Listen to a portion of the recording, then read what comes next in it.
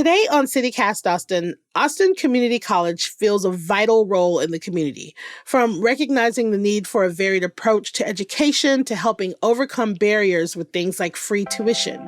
They are truly setting students up for success. Our guest today tells us how.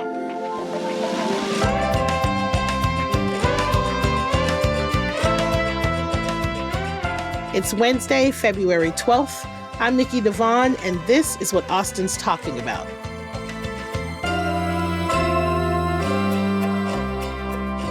Hello, I'm here today with Dr. Russell Lowry Hart, Chancellor of Austin Community College since October of 2023. Thank you for being here.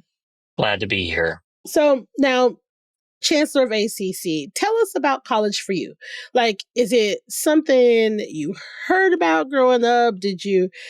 What was it like for you? What was your experience? What was college like for you? So I grew up in a really, really small town, isolated rural community in the Texas Panhandle.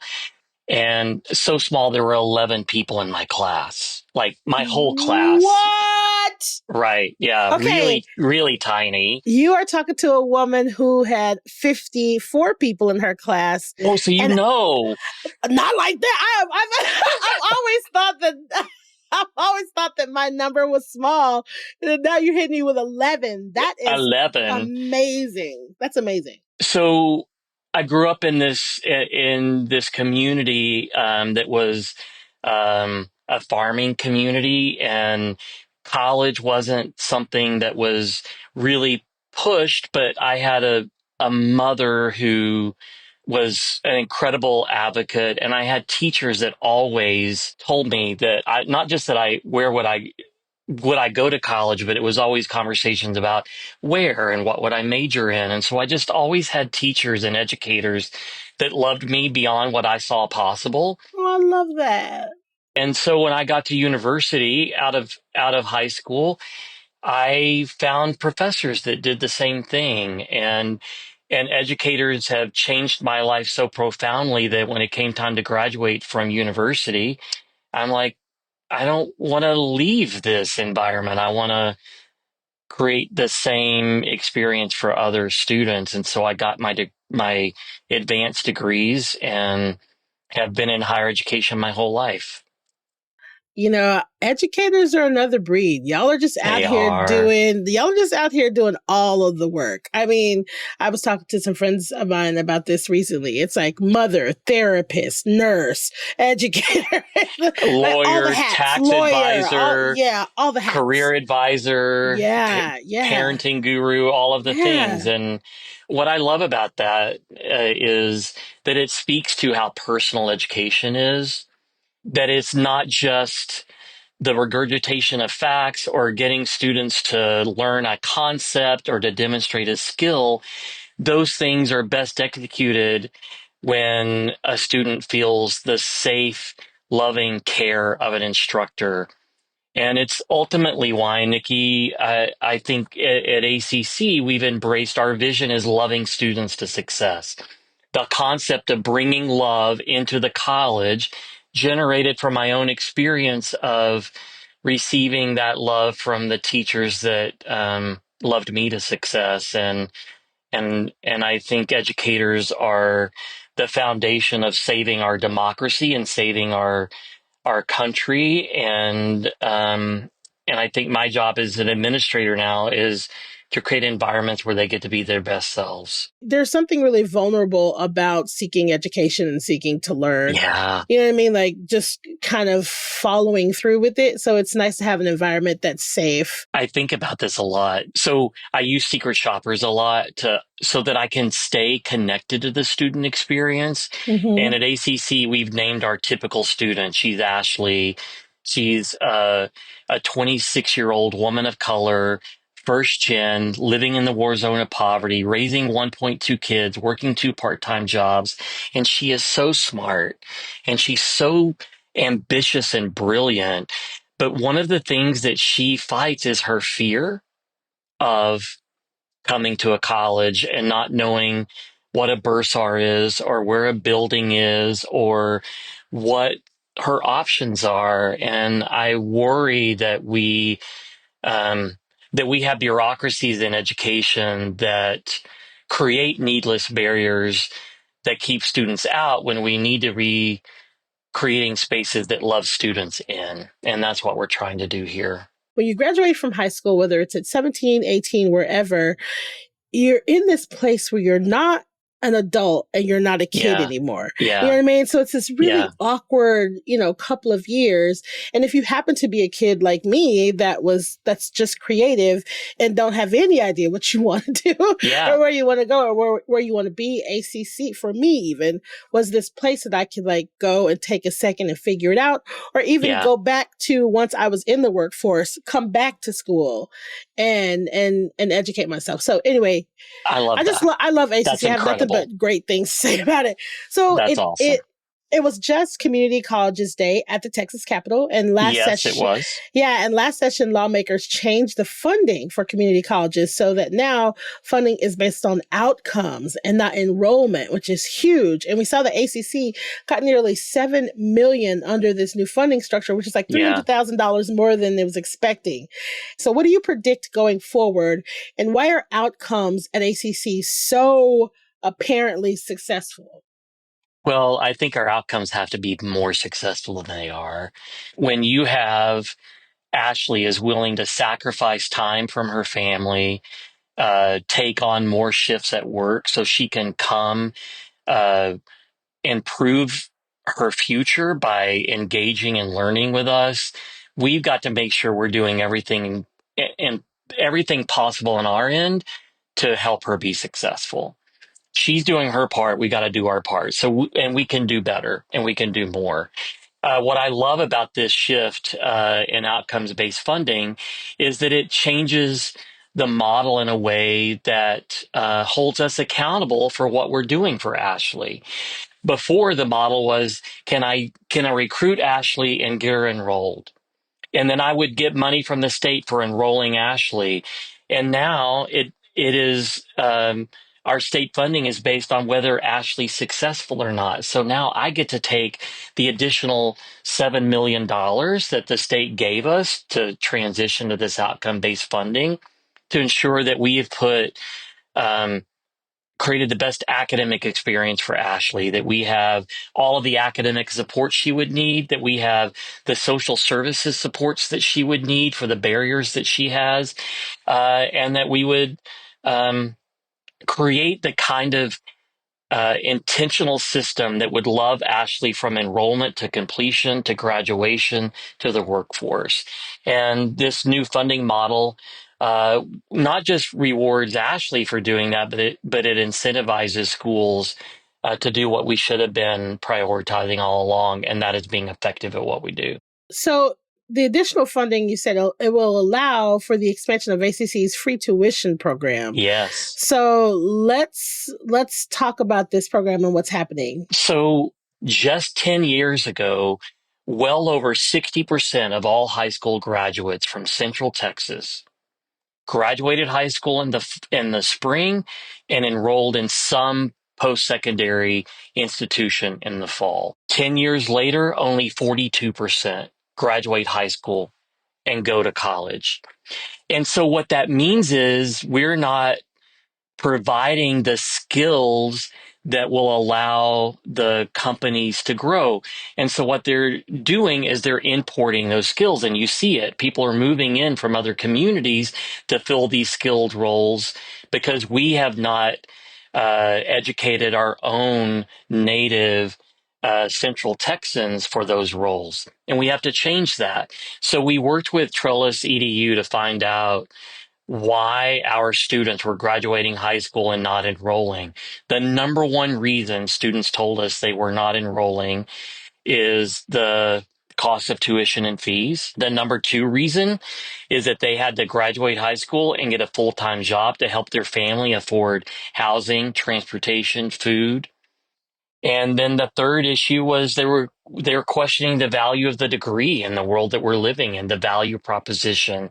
And if tuition and fees are the biggest barrier, then let's remove tuition and fees as the barrier. And the state gave us $7 million that we didn't have before. And instead of spending that on ourselves, we spend it on our students and are piloting this free tuition program. And Nikki, it is working and faster and more and greater than I could have hoped. It sounds like we're talking about access, which is huge in a city that's growing and getting more populated by the day. So, do we have any idea how many new students have used it or are signing up for it? For the targeted students that we're piloting, we had a 40% increase in student enrollment. 40% increase. That's huge. I think we had well over 4,000 students using it in the fall, and we've seen a significant increase. I think we had even 600 new students this spring that we didn't have in the fall. So it is making college affordable, is ensuring that students are enrolling that might not have otherwise. Our job now is not just to get them enrolled, but we've got to give them the academic experience and the academic supports they need to finish the classes that they're now enrolled in successfully. I mean, you say targeted students. What do you mean by that? We're piloting it to test it out. Like, if we invest this level of resources, is it going to change those numbers that we talked about? Right. I think we have a pilot committed for the next 5 years. Our goal is to make it permanent, but the pilot is targeting high school graduates from Central Texas. So last year, if you graduated from high school in Central Texas, you could come to ACC for free. This year, if you graduated from a high school in Central Texas, you'll be able to come to ACC for free. You'll have 3 years from the moment you graduate to get the degree or skill that will let you transfer or go into the workplace. My ultimate goal is that we can engage with the community and employers to make ACC free for every student of every age. But we're piloting it right now to make sure that the investment makes sense and that it's having the desired impact. And when it does, we'll go to the community and we'll go to funders and we'll go to philanthropists and we'll say, help us make this permanent and scale it for everyone. Nice.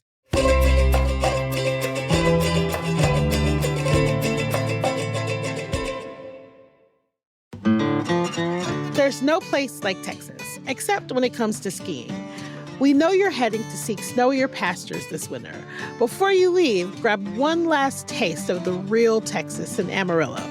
Hike, ride, or roll your way through the beauty of Palo Duro Canyon, the second largest canyon in the U.S., while your legs still feel fresh. Carbo load with that last taste of glorious Tex-Mex before you pivot to warm soups and chalet charcuterie. Or sneak into a speakeasy and enjoy a well-crafted cocktail before those shot skis get passed around. Amarillo is quirky and wild, western, and spontaneous. You can spray paint a Cadillac, cruise Route 66, or find a cowgirl hat to complete the outfit that's been missing something. Whether we catch you on the way there or the way back, we can't wait to hear your stories and pour you a drink. The mountains may be calling, but Amarillo will make you proud to call Texas home. Visit Amarillo and après-ski into the real Texas. So I wanted to ask you about your theory of change. This is something that you worked on in Amarillo and then you brought with you to ACC in 2023 when you became chancellor. What is this theory? And then how is it affecting life at ACC? So our theory of change is it's everything that we're building ourselves around, and there's 4 parts to it. The data has told us predictively if students engage in a certain behavior or have a certain engagement, they're more likely to be successful. And so we're building a theory of change around those data points. And it is this fundamentally, if Ashley gets a strong start, enrolls full time, has her basic needs met in a culture of connection and belonging, then she'll complete. So strong start. If she comes in and she has 2 engagements with an advisor before the end of her first 8 weeks, she's going to be successful. If she comes in with any dual credit, even if just attempted, not even completed, she's going to be more successful. So we want to work with our ISD partners to broaden access to dual enrollment. And we want to make sure that when Ashley comes in, she has an advisor. So strong start. Enroll full time, the more classes Ashley can take towards her degree, the more likely she's going to be successful. Right now, 77% of our students are enrolled part time. If we can make college more affordable for her, free tuition program, provide all of the tutoring supports that she would need to ensure that she's successful in every class she takes, and offer her accelerated pathways that would ensure she could graduate even as a part-time student in 2 or 3 years, then we would help her get that enrolled full-time marker. The third element is meet basic needs. We asked our secret shoppers to tell us what was keeping them from being successful in the classroom. And it was everything that had nothing to do with the classroom, Nikki. Healthcare, childcare, transportation, food, housing, legal services, just life barriers are getting in her way. So we've got to provide mechanisms that connect Ashley to all of those resources. And we've got to build a culture of belonging connection. And that was asking Ashley to tell us what the perfect college looked and felt like for her. And we turn those into the values that we are now hiring for and evaluating for, and that our employees are reimagining the way we engage our work with. We've got to do the things that we know work for Ashley at scale. And that means there's a lot of things that we might need to stop doing so that we can go all in on this theory of change that's data driven. So, how does ACC identify opportunities for it to fill the gaps in our workforce? Like, where do the ideas for new programs come from? How are you getting the information that more workers are needed in certain companies or industries or areas? Nikki, have you been following me around today? These are the this is a great question. I've been dealing with this question all day today. We do several things. One, we're talking to employers all the time by sector. We have multiple ways that employers are giving us feedback on what their needs are and what their response is to our curriculum and our graduates. But we have an incredible data analytics office that is able to track labor market outcomes by program and compare it to economic projections and demographic projections for our region. And so we're always comparing the number of students we have in pipeline to a program with what the Workforce Commission would predict are the needs for the jobs over the next 3 years. We're wanting to make sure that we have that alignment. And we found I'll give you an example. We found with like dental hygiene, for example, that there was a significant growth in need for dental hygienists, and we didn't have the capacity or the pipeline to meet that need. And there weren't other partners in the community that could meet the needs. So when the community voted to support a bond in 2022, we used the proceeds from that bond to double the size of our dental hygiene program, and now are going to build out another access point for that program in our Hayes campus, so that we can meet the need. But all of that came from talking to our employers, looking at our labor market outcomes, where our students are getting hired and what are they being paid. You guys are doing a lot to try to fill the gaps in our local workforce.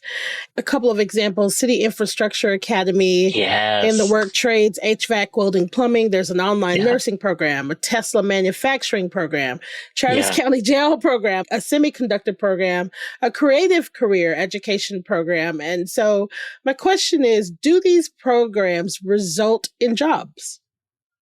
Not only do they result in jobs, but they result in jobs that pay a family sustaining wage.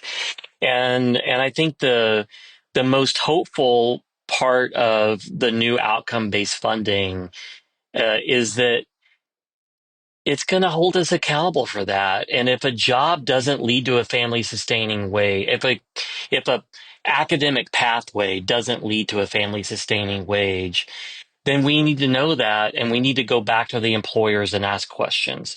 Um, and if the questions don't indicate that getting a degree from us or a certificate or a skill adds enough value that it would lead to a family sustaining wage, we've got to have very serious conversations about not offering those programs. It sounds to me, what I'm hearing, sounds like a holistic approach to easing either high school students into adulthood in the workforce or creating pathways for people that are already in the workforce for a Yeah, better, financial whatever.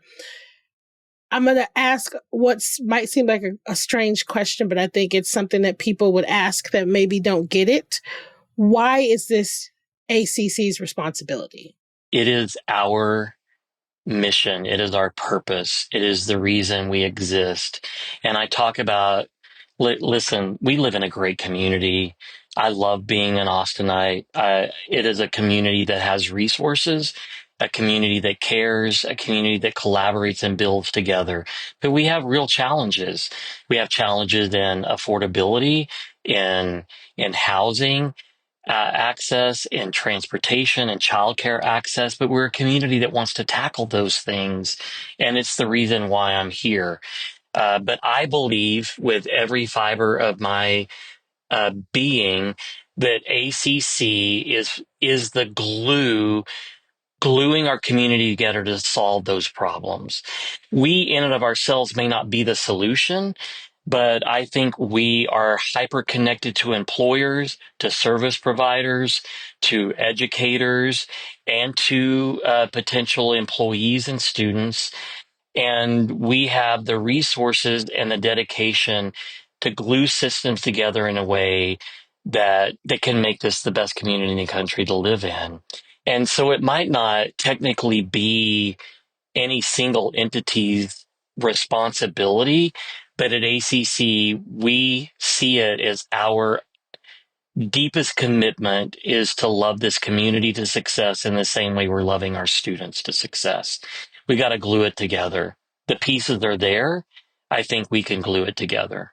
So I'm curious if you have numbers about enrollment. Like what do those numbers look like as far as the span of the types of people that are enrolling?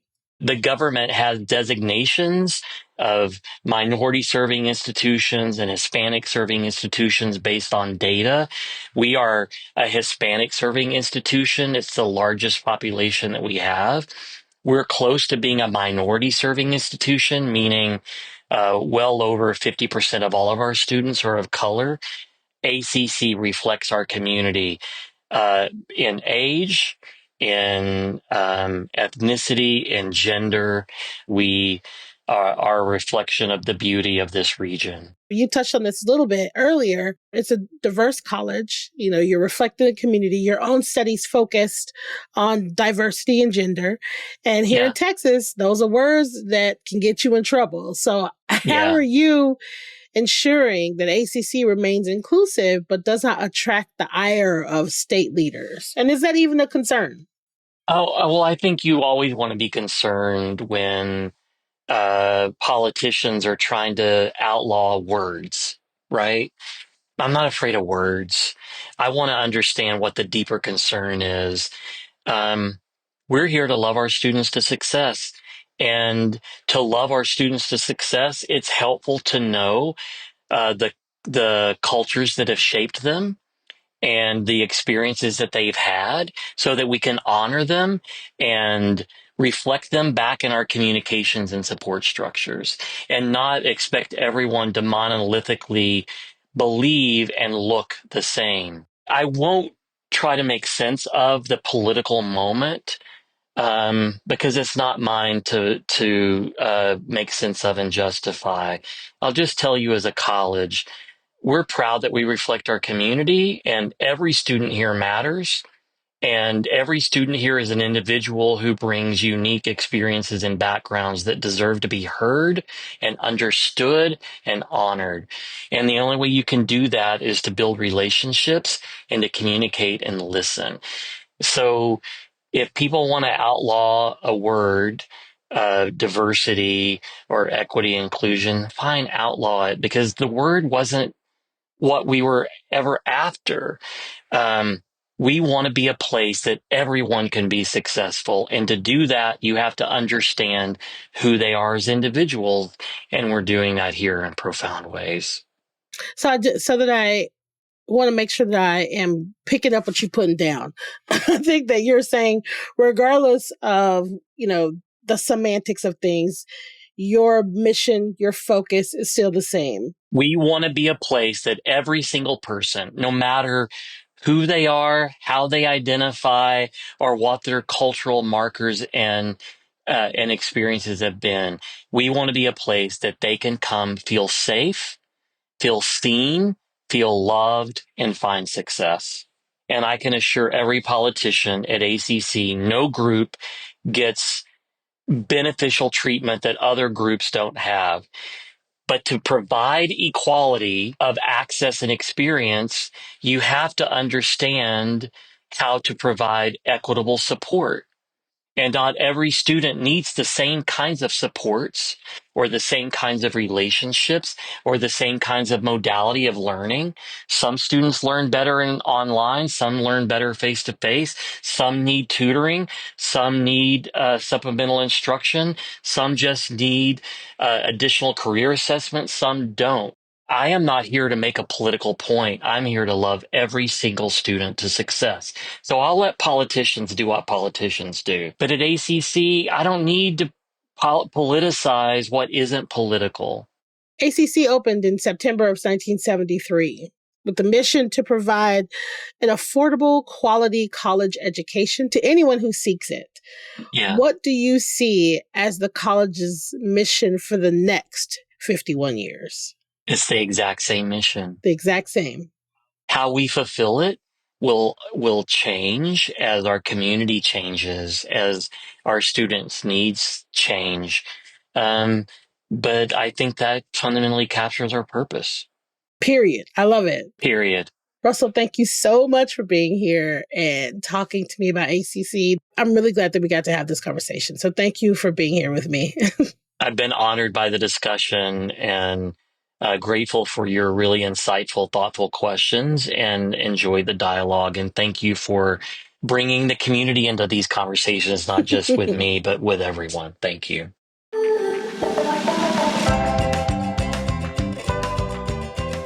That's all for today here on CityCast Austin. You can find links to ACC's website in our show notes. If you enjoyed the show, why not tell a friend, rate the show, leave us a review, and subscribe to our Hey Austin newsletter. We'll be back tomorrow morning with more news from around the city. Bye, y'all.